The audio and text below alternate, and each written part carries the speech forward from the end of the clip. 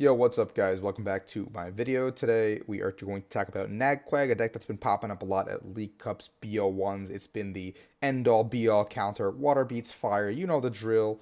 But does it really do that? Let's talk about this list that I have been kind of tinkering with. It's not super optimized yet, but I think it's really funny and I really like it. This is just something that I'll explain as we go into the video. It's kind of just funny and I think it's a cheeky combo that you could do. So, with that being said, let's jump into the deck. Before we start, if you guys don't know, I do stream on Twitch at twitch.tv/theflea, THEFL4Es at 8 p.m. Eastern Standard Time, Monday through Thursday. So come check it out. I appreciate if you guys would. Thank you so much. So without further ado, let's get into it. Ditto, as you know, all purpose. One Dedenne is really good because you need a Dedenne change and sometimes just set up early game. But besides that, two Dedenne just kind of sucks because opening Dedenne will literally lose you the game. And it's just one of those cards that isn't. You only need one ever with this deck. Having it prized does suck a lot, like a lot, but it's whatever. Like at that point, you're just kind of playing the lottery anyway.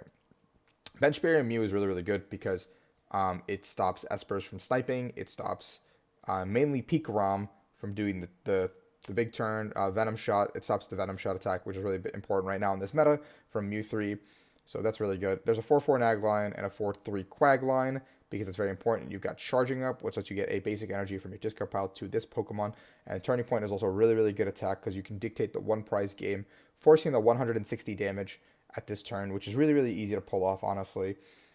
This Articuno-GX is an idea that I had after playing it on stream, where you come in with a Legendary Assault and all of a sudden use Cold Crush GX after something like a Reshizard or a Mewtwo, put 6 energies to double blaze through a Keldeo, and then you can exhaust their energies by doing this and take over the game from there, or a Pikarom that goes in for a big Tag Bolt or a big GX with Choo-Choo. You just come in and you burn all their energies and you just gain tempo and go from there in the game, which I think is really cute. It's, if not, this easily just becomes the third Keldeo.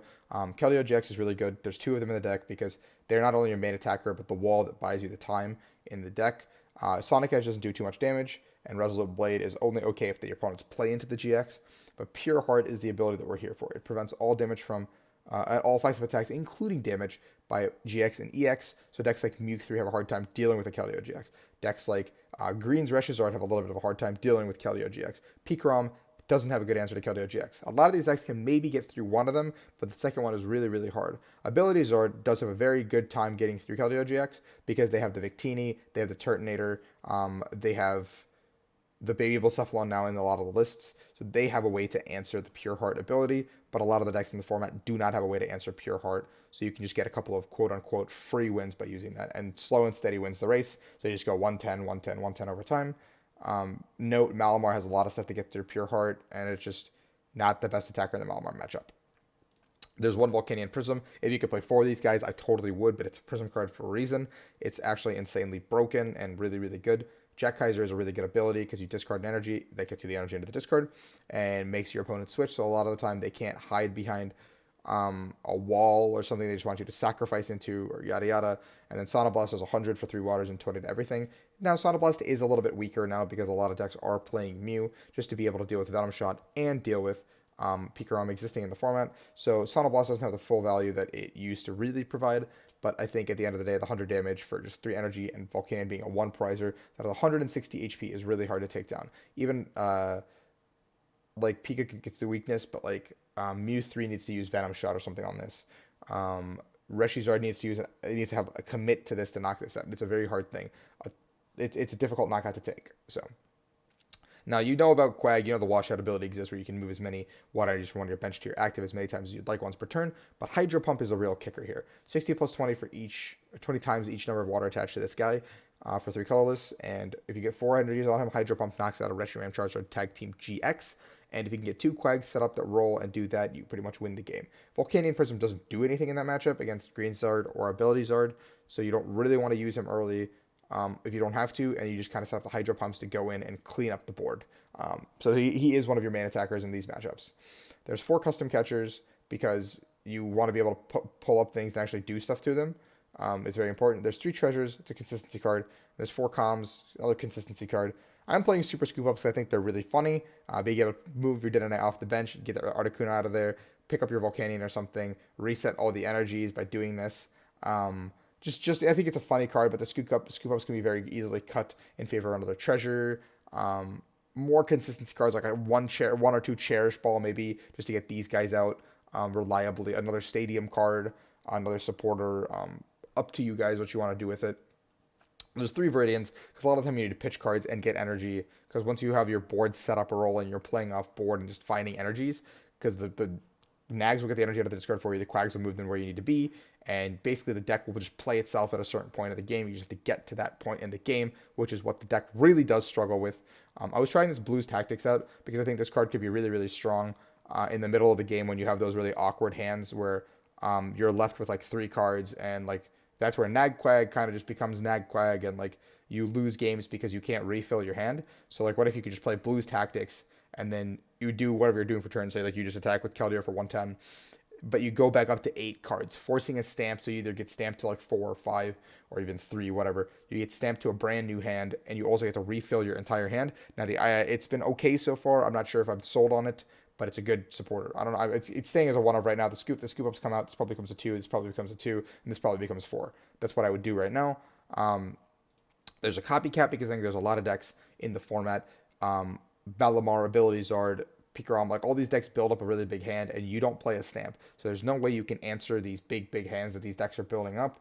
But what you can do is Copycat, and you can pretty much get every card that you need to pull off like a weird combo with the Quags, with the Nags, with the Volcanion Prism. You can make sure you get that Keldeo. You can make sure you get that Articuno combo. Like there's so much you can do with one Copycat, even like in the early stages of the game when like a lot of these decks are going like Lillie for 8 or like Greens is just building their hand with Flints. Ability Zard has a ton of energies in there after post. Dedenne, Hearth. They're like Dedenne, Hearth, Heat Factory. Bang, they've got like 12 cards in hand. Mewtwo has a bunch of cards in hand. It's just a card that like allows you to use your opponent's hand size, and it usually doesn't reverse punish you. There's always a chance it does, but like it's like supposed to act as an extra Cynthia. Speaking of Cynthia, there's 4 of these guys in the deck because it's probably the best supporter. For the deck, just shuffle, draw 6. Very clean, cut vanilla. Nothing spicy, nothing special about that. Our girl here. For Lillie, because this deck does have a lot of cards that go down turn 1. The Woopers hit the board. The Poipoles hit the board. Your attackers usually hit the board. You get an energy on the board. Viridians, like a lot of these cards are turn 1 playable. And a lot of these cards just don't stay in your hand. Treasures go down. Comms go down. So a lot of these cards get really burned. So you could play down your entire hand turn 1 and almost certainly Lillie for 8. A lot of the time it might not be correct to Lillie for 8, even though like the option exists. If it involves like discarding a Nag or a Nag or a Quag early, you just kind of hold the hand, get your basics down, and then draw till you have 8 cards in hand. There's one U-Turn board. I do want a second one of this because it forces you to not burn an energy on retreat to have a big Quag knockout coming in. If this card's discarded, let's put it in your hand for this card pile, so it's a pretty good card. And it's 10 water energies. Another potential option you could play is this guy that I didn't talk about, but you can play a Palkia-GX in the place of the Articuno. That's what I cut for it. You can pretty much use Hydro Pressure to do a ton of damage. And then if something like Ability Zard or Pikarom is getting ahead in the game, or Mew 3, you can just zero vanish all of their energy away, which has the same effect as what the Articuno should be doing. And the Palkia is also a bigger, beefier attacker than the Quagsire would be, so Hydro Pressure means that you don't get return knocked out as easily. Your ideal board state on turn 1 is pretty much getting as many of these guys, 2 of these guys, and 1 of these guys down, and an attacker, or 1, 2, 2, 1, 2, 2, 1, you know, the drill, and then 1 of these, and then you just set up. You don't need to get the Mew out early. The Mew is just very situational. Once they go commit to the big tag bolt or whatever, or you have to bench the Dedenne, or have a really awkward start with the Dedenne. So yeah, that being said, this is the deck. I think it's definitely a tier 2 deck, maybe tier 2.5, and it can storm your cups and locals if people aren't expecting it. It beats a lot of decks. If you're in a Malamar heavy meta, I think that's really bad for you. Don't play this in a Malamar heavy meta. But if you're in a tag team heavy meta, this is a really good deck because fire beats water, or water beats fire, and a lot of the time greens is really slow, can't deal with you. Abilities popping up everywhere, and so is Pika. So these 2 decks have been very easy to take down with your swarm of Keldeos because they can't answer the Pure Heart ability. So that being said, thank you guys for watching.